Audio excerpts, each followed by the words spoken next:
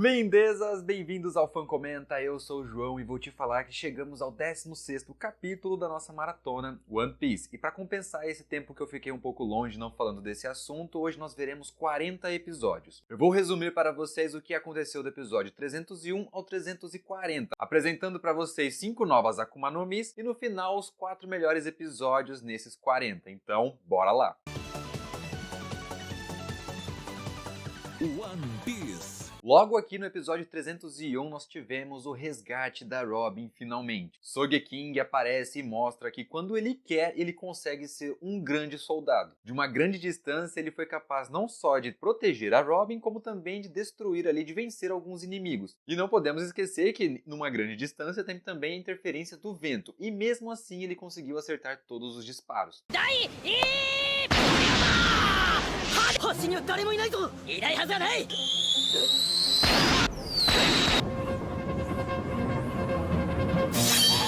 Outra cena muito legal é a proteção do Franky. O Spandan acaba sentindo um mix de sensações de medo e impaciência, então ele desiste de prender a Robin e pede para que os seus soldados atirem nela. Nisso a gente vê que o Franky utiliza sua parte metal do seu corpo, aquela parte da frente, e acaba ricocheteando e até mesmo amassando algumas das balas.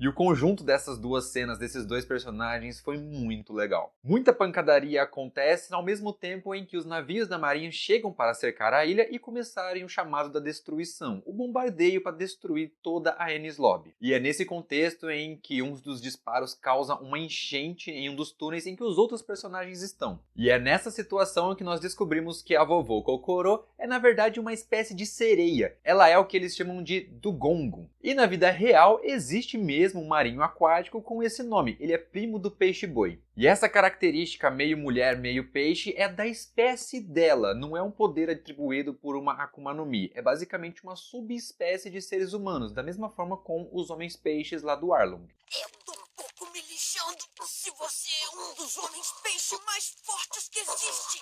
E dá-lhe pancadaria entre o Luffy e o Lute. E esses dias, nesse contexto, eu acabei vendo um meme dizendo: quem é que vence a batalha? Um agente secreto do governo altamente treinado, com mais de 30 anos de experiência, mestre nos 6 estilos de luta, usuário poderoso de Akuma no Mi, ou um adolescente irritado? Essa, entre outras situações, é o que acaba girando na fama aí na internet e entre os conhecedores de animes em geral, a fama de que o Luffy é um mau protagonista. Eu já cheguei aqui a comentar o quanto ele é salvo pelo poder do roteiro, mas isso é uma característica que todos os protagonistas em todos os filmes, séries e animes carregam. Eu acho que o pessoal pega muito no pé mesmo é que aqui na situação do Luffy em especial, ele passa por umas situações que ultrapassam um pouco a linha. Eu fui bem mais claro sobre isso no arco de Alabasta, o link tá aqui na descrição para vocês darem uma conferida. Mas tirando essa situação toda, acredito que um outro superpoder do Luffy seja meio que o da raiva, porque toda uma vez que ele tem que se superar, ele utiliza um pouco desse sentimento para criar ou desenvolver, tirar poderes de algum lugar. E convenhamos, raiva sempre foi um gatilho muito forte em todos os tipos de obras, em especial o anime shonen. É verdade. E voltando aqui para a luta, mesmo já arrebentado, super cansado, mesmo utilizando e gastando todas as suas energias na segunda marcha, ele ainda está longe de destruir o Lute. Mas como uma última carta na manga, ele acaba utilizando a terceira marcha, que é basicamente uma expansão da sua estrutura óssea. E essa expansão aumenta a rigidez, o tamanho, o impacto, tudo em relação aos ossos do Luffy. E isso consome não só uma grande quantidade de energia, como também interfere na sua própria estrutura corporal, mesmo ele tendo um corpo de borracha. E tudo isso junto cria a consequência dele ficar um tamanho reduzido. Acontece que o tempo em que ele fica pequenininho é muito rápido, pelo menos aqui nessa luta. Então, na hora certa, ele volta ao tamanho normal e continua lutando com o Lute. O Luffy vence o Homem-Leopardo e eu não sei se ele chega a morrer. Eu acredito que na linha temporal presente dos personagens, ninguém vai morrer. É claro, nós já vemos que em flashbacks muita gente morre. Só que hoje, nas histórias que nós estamos acompanhando de cada um deles, eu acho que ninguém vai morrer. Vão ficar muito feridos, sim, só que morte mesmo, acho que não. O arco de Alabasta prova isso. Teve gente que literalmente explodiu e depois voltou curado depois de um tempo. E em paralelo a essa luta do Capitão dos Chapéus de Palha, os seus outros membros também estão lutando com vários soldados da marinha. E é nesse contexto que nós veremos as duas primeiras Akuma no Mis. Ambas são utilizadas por esses soldados. Um deles é o usuário da Sabi Sabi no Mi, a fruta da ferrugem, e dá ao usuário a capacidade de enferrujar ferro e todos os componentes que contêm esse elemento, então espadas e até mesmo o corpo humano podem ser alvos desse cara. Já o segundo soldado é o usuário da Beri Beri no Mi, que é a fruta da baga, da bola, e ele permite ao seu usuário transformar e manipular o seu corpo em várias esferas diferentes. Confesso que não vi muita utilidade para esse poder aqui não. E depois que todos esses inimigos são derrotados no mano a mano, os Chapéu de Palha ainda precisam escapar da frota que cercou a ilha. O único problema é que eles não têm um navio. Pelo menos isso é o que eles e nós acreditamos. Acontece que pouco depois eles são salvos pelo Merry. Reza a lenda que quando um navio ele é muito amado, bem cuidado, a sua alma é personificada naquilo que eles chamam de Klabautermann. E o Usopp já tinha visto essa manifestação, essa personificação da alma do Going Merry lá na ilha de Skypiea. Então foi essa personificação que deu vida ao navio e assim ele conseguiu chegar bem a tempo de salvar os seus tripulantes. E falando aqui do Merry, depois que a situação acalma, fica mais controlada, a tripulação volta a encarar o dilema de ter que se livrar de dizer adeus a esse companheiro. E essa despedida ao navio é uma cena bonita, todos os membros, até mesmo aqueles que não são oficialmente parte da tripulação, se emocionam, choram bastante. Essa personificação chega a conversar com os tripulantes, agradecendo todos os momentos que tiveram juntos. É uma cena bonita, tocante e representa, sim, o fim de uma era. Porque, convenhamos, são mais de 300 episódios. Quem acompanhou isso semanalmente no período em que os episódios eram lançados, até chegar aqui, véi, lindezas. É chão, é coisa, é mais que o suficiente para conseguir sim se apegar. Ele tem toda a razão. E agora, para continuar em jornada, eles precisam de um novo navio. O Frank, que tinha roubado uma grana deles lá no começo do arco de Water 7, utilizou esse dinheiro para comprar madeira de uma árvore muito rara chamada Adan. E ele diz que até mesmo o antigo rei dos piratas, o Gol D. Roger, tinha um navio feito dessa mesma madeira. E como reconhecimento por tudo que os tripulantes do Chapéu de Palha fizeram, ele decidiu construir um navio para eles. E falando aqui um pouquinho do antigo rei dos piratas, eu vou confessar para vocês que eu fui muito enganado. Eu acreditava mesmo que ele fosse algum parente do Luffy. Isso porque os dois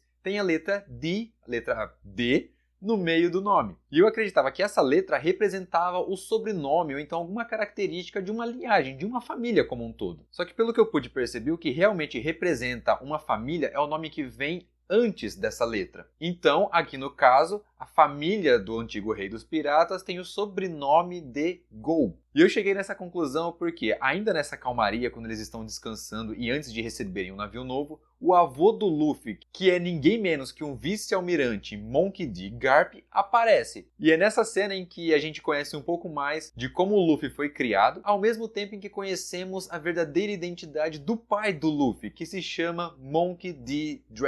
Dragão, não sei como é que você vai querer falar isso. Então aqui eu percebi que toda a família do Luffy começa com a palavra Monkey. O avô, Monkey D. Garp, o pai, Monkey D. Dragon, o irmão mais velho, Monkey D. Ace, e o nosso protagonista, Monkey D. Luffy. E agora eu tô ainda mais curioso para saber o que realmente motiva o Luffy a querer tanto ser o rei dos piratas. Porque até então eu acreditava que ele estava querendo seguir os passos de alguém da família dele, um pai, um tio. Claro, você não precisa ter um parente no topo de uma carreira para poder chegar no topo também. Só que isso ajuda bastante. Então, por que ele quer tanto ser o rei dos piratas? Já que o pai dele não é. Claro, pelo que foi mostrado aqui, o pai dele é um dos 4 maiores piratas que tem lá no que eles chamam de Novo Mundo, que é a segunda metade da Grand Line, que é para onde ele tá querendo ir agora. E é também, salvo engano, foi dito lá no episódio, que ele é o maior criminoso do mundo. Ele é uma espécie de anarquista que tá tentando derrubar o governo mundial há muitos e muitos anos. E te falar, esse cara apareceu lá no episódio 52, se não me engano, quando eles ainda estavam em West Blue, na cidade de Longtown, quando eles conhecem o Smoker e tem lá o Bug quase decapitando o Luffy. E como eu comentei anteriormente, são mais de 300 episódios até chegar na confirmação e na revelação de quem era esse personagem que tinha aparecido lá atrás. E eu, que tô assistindo de forma de maratona, um episódio atrás do outro, eu já tinha esquecido quem era esse personagem, que ele até mesmo tinha aparecido, eu fico imaginando quem acompanhou semanalmente. Sério, em algum momento a galera deve ter falado assim, nossa, verdade, tinha até esquecido que esse cara tinha aparecido nesse momento. Se esse foi ou não o seu caso, deixe aí nos comentários. Revelações feitas, reencontros acontecem, porque ao mesmo tempo em que o Garp aparece, ele também chega com o Kobe, que está sendo treinado por ele. E o Kobe, ele apareceu lá no comecinho também, no primeiro episódio, quando o Luffy sai do barril. E lá o Kobe, ele era todo tímido, envergonhado, medroso pra caramba, e agora ele aparece um pouco mais confiante, um pouco mais fodão. E se eu não me engano, ele vai ficar ainda mais lá pra frente. E com esse climão super alto astral, o avô do Luffy faz vista grossa ali e decide não prender o seu neto. Isso, pelo menos, até eles ganharem o navio, porque foi basicamente ao mesmo tempo em que eles recebem esse novo companheiro, que o vice-almirante recebe as ordens de prender o Chapéu de Palha. E aí, para não manchar a sua reputação, o vice-almirante não contraria os seus superiores e começa a caçar os Chapéus de Palha. E uma das formas que o roteiro decidiu mostrar que esse velho é badass, é foda, foi colocá-lo arremessando balas de canhão com as próprias mãos. O problema é que esse velho é tão foda que os seus arremessos são mais rápidos e mais fortes do que um canhão comum. A sorte é que o Franky entra para a tripulação do Chapéu de Palha. O navio que ele construiu recebeu o nome de Thousand Sunny. Ele meio que contém o espírito do Merry e ele é uma grande obra, assim, ele é a máquina, ele é o navio. Cheio de armas e compartimentos secretos, cômodos incríveis. É bonito? Tá, não é tão bonito assim, mas ele é funcional. E como ele é uma criação do Frank, sendo uma super máquina, o que não falta aqui são situações e justificativas para criar uma situação mirabolante o tempo todo. E é uma dessas situações que salvam a galera. Um dos itens desse novo navio é uma espécie de propulsão a gás de refrigerante. Aquilo que dá energia para o criador também dá para a sua cria. E esse dispositivo faz com que o navio saia voando para uma distância muito longa. E é isso o que faz eles saírem da mira e do alcance da marinha.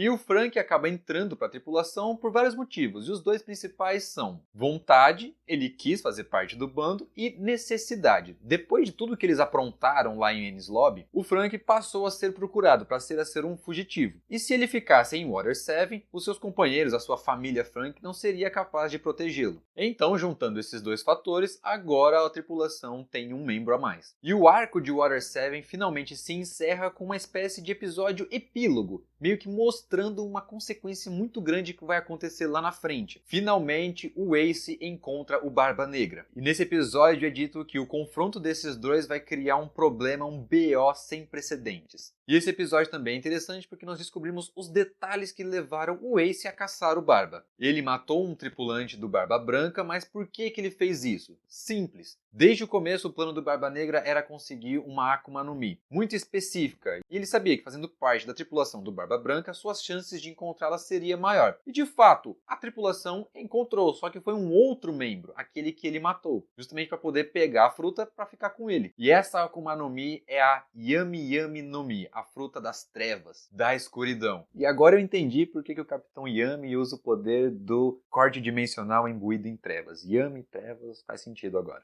E essa é a terceira Akuma no Mi dessa nossa maratona. Essa fruta dá ao usuário o poder de conseguir controlar os efeitos de uma espécie de buraco negro. Suas sombras são capazes de controlar e manipular efeitos gravitacionais, atraindo e expelindo objetos para o seu usuário. Além disso, um outro poder que é mostrado aqui é que, aparentemente, se esse usuário toca um outro usuário de Akuma no Mi, esse outro que ele tocou perde os efeitos dos seus poderes. O que é uma grande vantagem, vamos dizer assim. Vantagens para um, desvantagens para outro. E essa luta deixou o Ace bastante machucado e eu tô louco para ver qual que é a consequência disso tudo. Treta!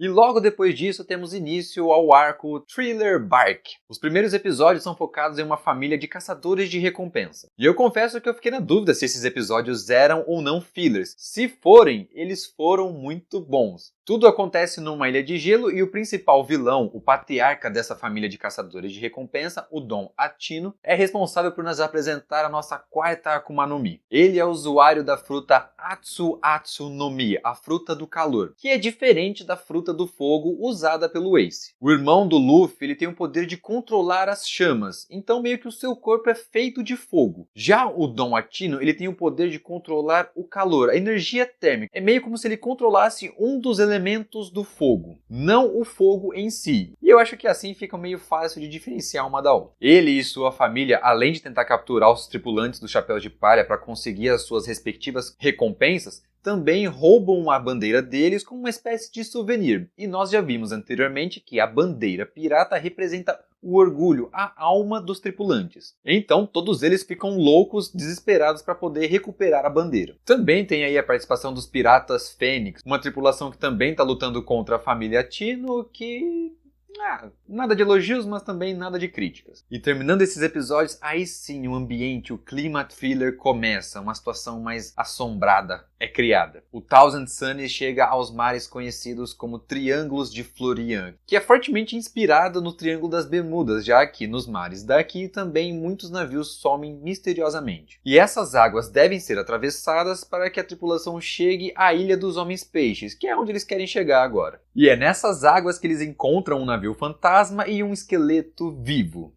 Aqui tudo é possível. E assim, muito tempo atrás eu já vi que esse cara também vai fazer parte da tripulação. Tô falando do Brook, usuário da Fruta da Ressurreição, que é a quinta e última Akuma no Mi que nós veremos hoje. Essa fruta se chama Yomi Yomi no Mi, e ela permite ao seu usuário controlar a sua alma depois que o seu corpo morre. E como é o usuário que controla a alma, é ele quem tem que colocá-la de volta no próprio corpo. Acontece que o Brook morreu em batalha e o navio ficou muito danificado, a ponto de não conseguir ficar ancorado, ele ficou à deriva. Ou seja, ele ficava mudando de lugar o tempo todo. E isso fez com que o Brook levasse 1 ano para encontrar o seu corpo, e nesse meio tempo, ele acabou virando um esqueleto. E é por isso que existe aí um esqueleto vivo ambulante de um lado para o outro. Só que ele não é um zumbi, pelo menos foi o que eu entendi. E aqui no universo de One Piece, por enquanto eu não consigo te explicar qual que é a diferença de um para o outro. Até porque essas criaturas mortas-vivas aparecem numa ilha que é muito inspirada, é praticamente assim a Transilvânia de One Piece. E aqui nós vemos várias criaturas inspiradas nos contos que envolvem a criatura de Frankenstein, o Drácula, próprios zumbis e outros tipos de criaturas. E o episódio 340, o final dessa nossa maratona, termina com o Chopper, o Usopp e a Nami no castelo do Dr. Hogback, acho que é assim que se pronuncia, um grande ídolo do Tony Tony, e que tudo indica foi responsável por criar as criaturas que pertencem a essa ilha, que moram lá, e também é responsável por ter roubado a sombra do Brook. Ao mesmo tempo, lá no navio, os outros membros do Chapéu de Palha acabam ficando presos numa espécie de teia de aranha gigante. E assim termina a revisão desses 40 episódios, e agora vamos ver os 4 melhores nesse tempo todo. O primeiro, que vai lá do 301 ao 310, escolho justamente o 301, que é quando o Sogeking e o Franky fazem as cenas mais empolgantes nesses 10 episódios de luta, que é justamente o salvamento da Robin. Já o segundo e melhor episódio, que vai do 311 ao 320, escolho o 314, que é justamente quando o avô vice-almirante Garp chega para encontrar o seu neto Luffy e acaba nos contando mais sobre a criação e o pai do próprio Luffy. Já o terceiro melhor, que vai do episódio 321 ao 330, escolho o 325, que é justamente a luta Ace versus Barba Branca. E aqui tudo é legal. O diálogo entre os dois, os poderes apresentados e, claro, a narração e o gancho dando expectativas e hype de que o que eles fizeram vai gerar um grande BO. Por fim, o quarto e último melhor episódio dessa nossa maratona, que vai do episódio 331 ao 340, escolho o 338, que é quando o Brook vai a bordo. E esse episódio é muito engraçado porque as reações dos tripulantes, de medo, desespero, desconfiança, é tudo muito exagerado, muito caricato e muito engraçado, principalmente pelas representações do Usopp e do Chopper. E você aí que já assistiu tudo isso, ou que está assistindo, concorda ou discorda de tudo isso aqui que eu falei? Gosta desses episódios que eu escolhi como sendo os melhores? Gosta desse personagem do Brook? Deixe aqui nos comentários, bora trocar uma ideia. Depois deixe o like no vídeo, se inscreva no canal e ative o sininho para continuar acompanhando os comentários que são feitos de fã para fã. Valeu pela atenção e até o próximo. Tchau!